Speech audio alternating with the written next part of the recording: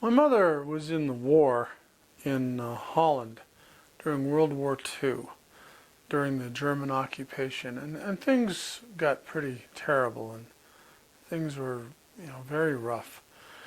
Anyway, my mother wouldn't be here today if it wasn't for a Jewish gentleman that basically rescued her and saved her life. My mother told me this story when I was, I guess I was in my late teens or maybe a little later than that. Anyway, what happened was she was in a town. She traveled to a town somewhere where there was a railroad station, and the way she describes it, it was a fairly large one, and I guess it was something like around the United States where you see these old Union Station kind of buildings, the old train stations. It was something like that. Anyway, inside the train station was a lot of German soldiers that were waiting for trains to take them to different destinations, I guess.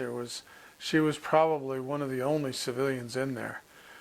But anyway, so she's in there waiting for the train, and then an Allied bombing raid started. She said that it was quite severe, and when it started, she ducked under a pool table.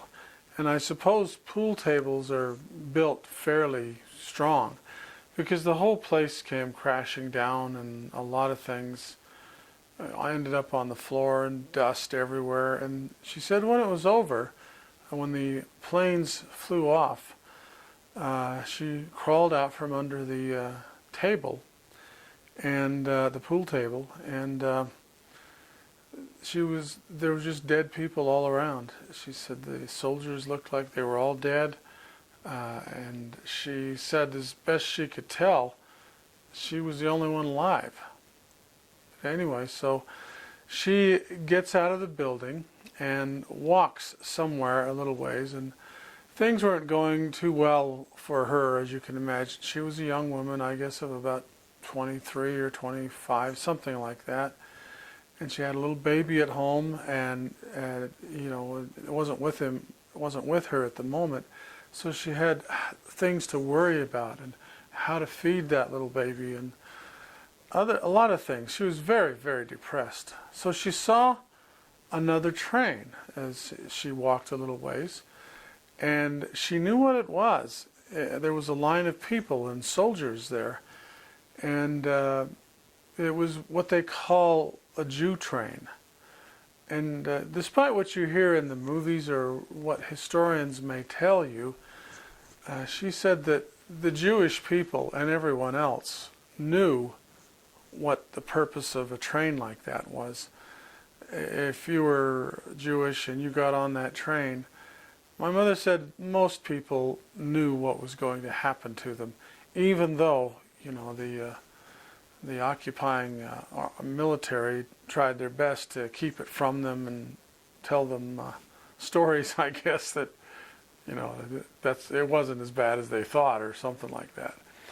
But anyway, so she gets in line, she gets on the train, and she said what it was the train was like boxcars. It was boxcars, and they set up pews, just, there were benches in there, and she said they were like church pews, all lined up from forward to aft, and in rows of these church pew-like benches. And there was an aisle on one side, and on that aisle, in one corner of the boxcar, was a door, and that's how you got in and out.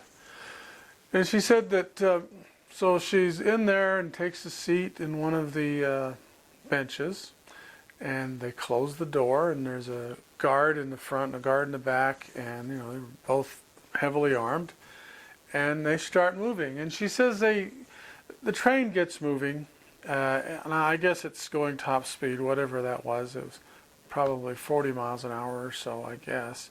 Maybe not that fast, I'm not sure.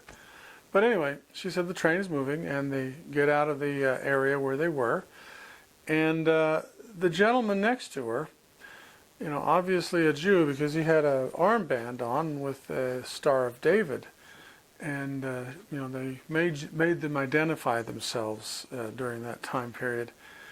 Anyway, so he looks over at her and nudges her a little bit, and he says to her, "You're not a Jew, are you?" And she looked up at him and basically said something in Dutch that meant, "So what's it to you?" Anyway, so this Jewish man, he raised his hand, and the soldier came over and stopped at the end of the row there and said, "What? What is it? What is it?" And the Jewish man said, pointed at my mother and said, "She's not a Jew." So he looks at my mother and he says, "Is that true? Is that true?" And she kind of said all she did was shrug and go, "Yeah." Anyway, so what happened next, the soldier ordered her to stand up. And my mother said, in those days when a German soldier told you to do something, you better do it. So, because they didn't mess around. So she stands up, and he'd had her walk down that little aisle and out in the corner where the door was. And she says she gets to the door, and he opens the door, and you can see the countryside rolling by. And they were up on a berm. You know how the railroad has little berms that they put the tracks up on top of? And she said they were up on that, and it was kind of out in the country, and there were just weeds and things out there. And he said, "Jump." And she said again, you know, they tell you to do something, you better do it now, because they don't mess around. So she looked out there and she just jumped. And she said that she remembered hitting the ground and rolling and rolling and rolling and rolling and rolling and finally stopped. She said she took a minute and checked everything out, and she thought she might have broken something because it was kind of a violent roll.